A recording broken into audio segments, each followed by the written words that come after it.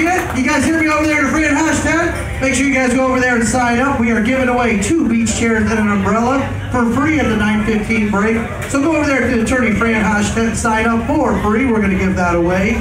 But before we get into a lot of things, Charlie, you ready? You all set over there? Yes, I am. All right. Charlie's going to do a quick announcement. We need to get Bob, Gill, and you guys up here real quick to the front. Charlie, why don't you start to... Do you want me to give it away what it is, or since you're the owner, do you want to give away what we're doing to get this started off? I do. I'll get the award out. You start everything going on. All right, folks. Tony come to me about, December, January. He said, Charlie, I got an idea. He said, I want to start giving an award to a certain person of the community that does so much for the motorcycle community as well as the community is proud of, and we want to do it every year. And I have an idea of who we want it to be for on the first one, and me and him almost, remember, simultaneously said this man's name. And starting tonight, we're going to give the first one away.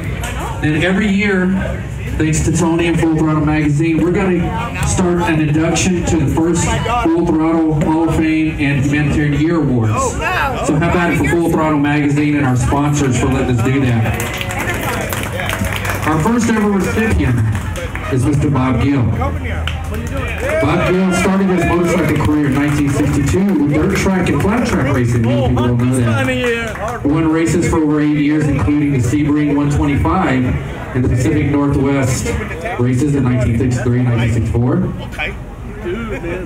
Hang on, Bob. I wanted to correct you and say that was a 250, by the way. Not one. I got it on here, so I'm reading this. Don't interrupt the speechwriter here.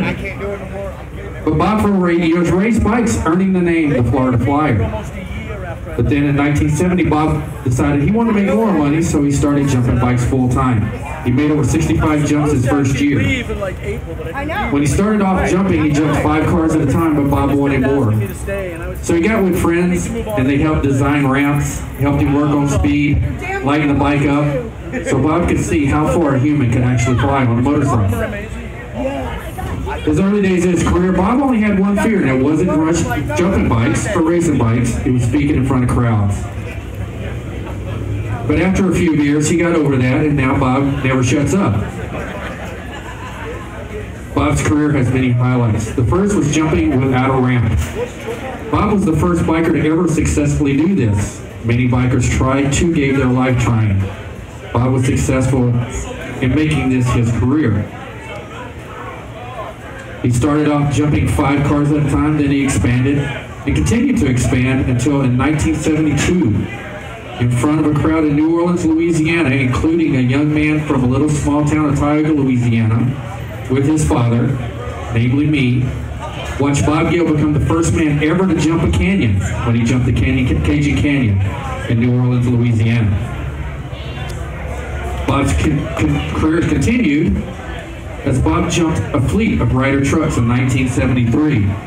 This became a Super Bowl commercial for Super Bowl VIII, watched by over 140 million people, and was voted the #1 action commercial of the year. How about that?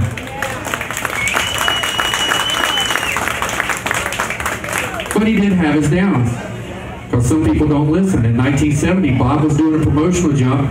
He gave the photographers explicit instructions. Lay your butt down, do not get up.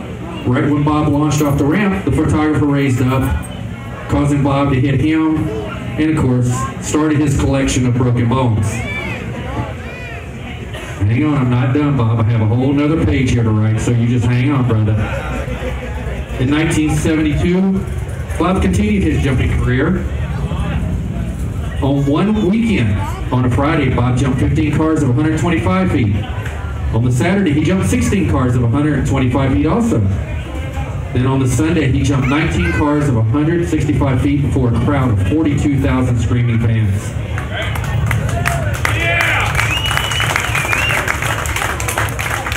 Also in 1972 at Lakeland International Speedway, Bob jumped 130 feet. Upon landing, Bob's front wheel collapsed and Bob got to slide along and get road rash for 125 feet. Yes, Bob, I'm getting the low points in there too, brother, so I'm getting it all in there. Then Bob also became a TV celebrity, appearing on the TV show To Tell the Truth. And Lord, when I wanted to be on that show, because there's a lot of truth I could tell about Bob Gill.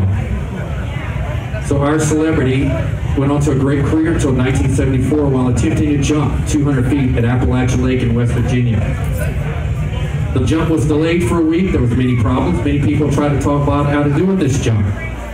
But Bob, being the consummate pro and never wanted to let his fans or anyone down, insisted on doing this jump, even though many people tried to talk him out of it. The jump was delayed for a week during a rain delay, but then when Bob did the jump, his jump came up 3 foot short, and Bob impacted the bank of the lake on the other side, 3 foot short, doing over 90 miles an hour, which caused him to be ejected from the bike.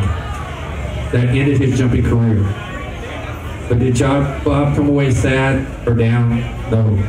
With his great faith in God and his love for human life, Bob collected himself up. He built this beautiful bike that you see displayed behind us with his own hands from his wheelchair.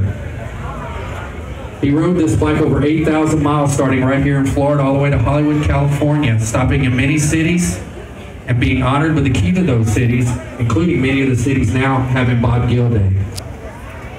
Also, with his faith in God, he started the Bob Gill Foundation and the Bob Gill Ministries. He's taken this challenge on, not in sadness or depression, but with a huge smile on his face, a zest for life.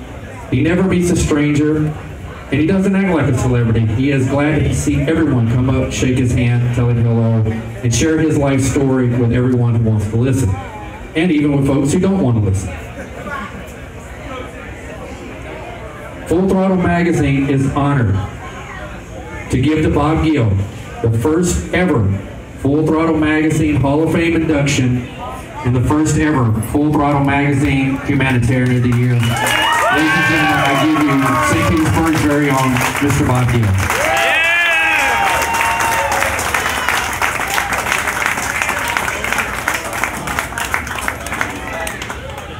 Charlie, that was pretty awesome, I have to say. Give it up for Charlie reading all that stuff up here.